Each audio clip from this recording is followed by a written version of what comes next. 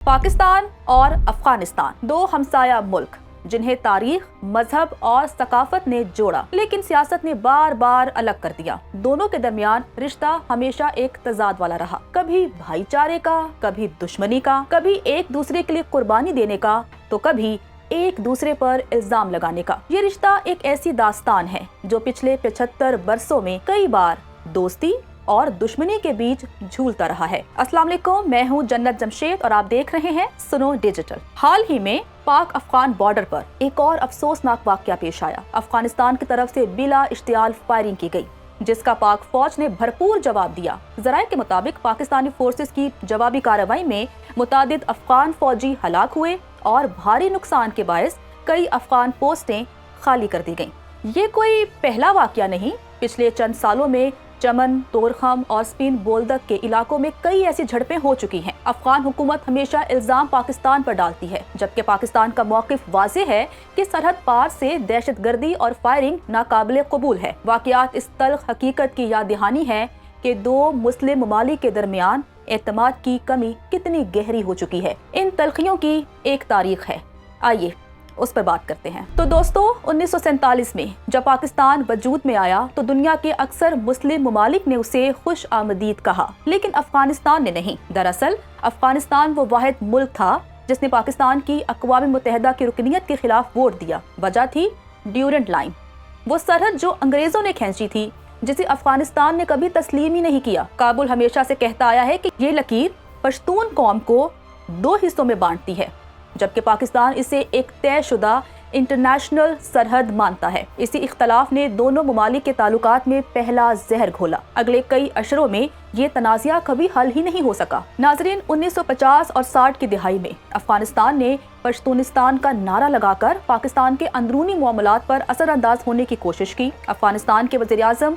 मोहम्मद दाऊद खान पश्तूनिस्तान तहरीक के सबसे बड़े हामी थे। इसी साल उन्होंने पाकिस्तानी कबायली इलाकों में अफगान फौज और कबायली मलेशिया भेजने की इजाज़त दी। अफगान फोर्सेस और पश्तून कौम परस्त कबाइल ने बाजोड़ एजेंसी पर सरहद पार से हमला किया। अफगान फौज और मलेशिया ने तीर, चित्राल और बाजोड़ के पहाड़ी रास्तों से अंदर घुसने की कोशिश की। मकसद ये था कि पश्तूनिस्तान के नाम पर मकामी कबाइल को पाकिस्तान के खिलाफ उभारा जाए। ताहम पाकिस्तानी फौज ने भरपूर जवाबी कार्रवाई की। पाकिस्तानी फजाइया ने अफगान इलाके कुनड़ और जलालाबाद के करीब अस्करी अहदाफ पर जवाबी बमबारी की। पाकिस्तान की जवाबी कार्रवाई के बाद अफगान फोर्सेस को पसपा होना पड़ा। अफगानिस्तान और पाकिस्तान के दरमियान हालात कशीदा हो गए थे। सरहद बंद हो गई थी, तिजारती ताल्लुकात मुनक़ता हो गए और सिफारती ताल्लुकात आर्जी तौर पर खत्म हुए। अफगानिस्तान में सियासी बहरान पैदा हुआ और मोहम्मद दाऊद खान को 1963 में इक़्तिदार छोड़ना पड़ा। 1963 में ईरान के शाह मोहम्मद रजा पहलवी की सालिसी से पाकिस्तान और अफगानिस्तान में सुलह हो गई। सरहदी झड़पें हुई, सिफारती ताल्लुकात कई बार मुनक़ता हुए और बेएतमादी की दीवार बुलंद से बुलंदतर होती गई। तो 1979 में सोवियत यूनियन ने अफगानिस्तान पर हमला किया। इस हमले ने खित्ते की सियासत ही तब्दील कर दी। पाकिस्तान ने अमेरिका के साथ मिलकर अफगान मुजाहिदीन की मदद की और यूं जिहाद अफगानिस्तान का आगाज हुआ। लाखों अफगान पनाहगुज़ीन पाकिस्तान आए, लेकिन उनके साथ असलहा, मुनशियात और इंतहा पसंदी का एक ऐसा सैलाब भी आया जिसने पाकिस्तानी मुआशरे की बुनियादें हिला दी। उस वक्त पाकिस्तान को लगा कि अफगानिस्तान में उसका असर रसूख मजबूत हो गया है, लेकिन दरअसल एक ऐसा खला पैदा हुआ जो आने वाले अशरों में दोनों ममालिक के लिए दर्द सर बन गया। 1990 की दिहाई में तालिबान का उरूज रहा। 1996 में वो काबुल पर काबिज हुए। पाकिस्तान, सऊदी अरब और मुत्तहिदा अरब अमारात वो तीन मुल्क थे जिन्होंने तालिबान की हुकूमत को बाज़ाब्ता तस्लीम किया। इस्लामाबाद के लिए ये लम्हा एक बड़ी कामयाबी के तौर पर देखा गया। तालिबान को पाकिस्तान ने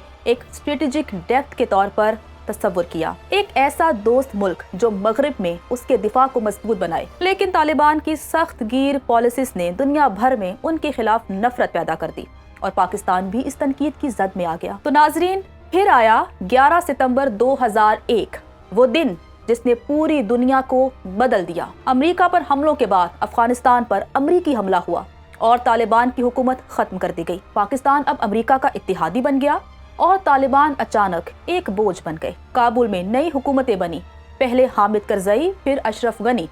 इन हुकूमतों ने पाकिस्तान पर इल्जाम लगाया कि वो तालिबान को पनाह देता है, जबकि पाकिस्तान का कहना था कि अफगान सरजमीन से تحریک طالبان پاکستان اس کے خلاف کارروائیاں کر رہی ہے۔ یوں اعتماد کی جگہ بدگمانی نے لے لی اور دونوں ملک ایک دوسرے پر شک کرنے لگے۔ 2021 میں طالبان دوبارہ اقتدار میں آئے۔ پاکستان نے سوچا کہ اب حالات اس کے حق میں ہوں گے، لیکن ایسا نہیں ہوا۔ تحریک طالبان پاکستان نے حملے تیز کر دیے اور کابل حکومت نے ان کے خلاف کوئی بڑا قدم ہی نہیں اٹھایا۔ سرحد پر جھڑپیں شروع ہو گئیں۔ افغان حکام نے بار ہٹانے کی کوشش کی اور پاکستان نے لاکھوں افغان مہاجرین کو واپس بھیجنے کا فیصلہ کیا۔ 2 سال کے اندر دوستی کی جگہ پھر تناؤ نے لے لی۔ تو ناظرین، اسی دوران بھارت نے چپ چاپ اپنی حکمت عملی تبدیل کرنا شروع کر دی۔ یاد رہے کہ بھارت ہمیشہ سے طالبان کا مخالف رہا ہے۔ 1990 کی دہائی میں بھارت نے طالبان مخالف ناردرن الائنس کی حمایت کی تھی۔ 2001 کے بعد جب امریکہ نے افغانستان پر نئی حکومت بنائی تو بھارت نے وہاں پر $3 ارب سے زیادہ کی سرمایہ کاری کی۔ سڑکیں، اسپتال، تعلیمی ادارے، حتیٰ کہ افغان پارلیمنٹ کی عمارت سب بھارت نے تعمیر کی۔ بھارت کا مقصد واضح تھا، کابل کو پاکستان کے اثر سے نکالنا۔ لیکن 2021 میں جب طالبان واپس آئے تو بھارت کا سارا اثر ختم ہو گیا۔ اس کے سفارت خانے بند ہوئے، منصوبے رک گئے اور بھارت افغانستان کی سیاست سے غائب ہو گیا۔ پھر اکتوبر 2025 میں اچانک ایک نیا موڑ آیا۔ طالبان کے وزیر خارجہ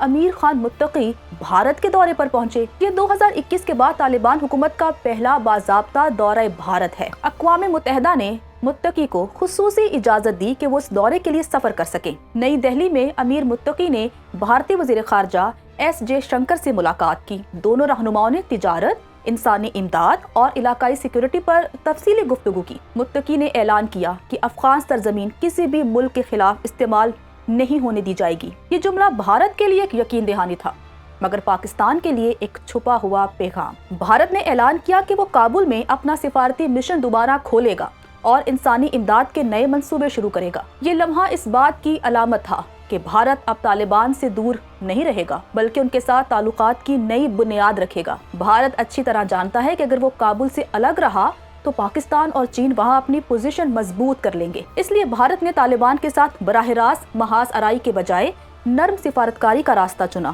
اب بھارت طالبان کو دہشت گرد نہیں کہتا، بلکہ افغان حقیقت کے طور پر تسلیم کر رہا ہے۔ بھارت نے طالبان حکومت کو 50,000 ٹن گندم دی، طبی امداد کے منصوبے شروع کیے اور تعلیم کے شعبے میں تعاون کی پیشکش کی۔ طالبان کے لیے بھارت ایک موقع ہے کہ وہ عالمی سطح پر اپنی ساکھ بہتر کرے، جبکہ بھارت کے لیے طالبان ایک سفارتی موقع ہے پاکستان کے اثر کو کم کرنے کا۔ طالبان کا بھارت کے قریب آنا پاکستان کے لیے کئی طرح کے چیلنجز لایا ہے۔ کابل میں اسلام آباد کا اثر کم ہو رہا ہے، تحریک طالبان پاکستان کے خلاف کارروائی میں کوئی پیش رفت نہیں ہو رہی ہے اور بھارت کے خفیہ نیٹ ورک کے دوبارہ متحرک ہونے کا اندیشہ بڑھ رہا ہے۔ اس کے علاوہ بھارت چابہار بندرگاہ کے ذریعے ایسے تجارتی راستے بنا رہا ہے جو پاکستان کو مکمل طور پر بائی پاس کرتے ہیں۔ یہ سب پاکستان کے لیے تشویش کا باعث ہے۔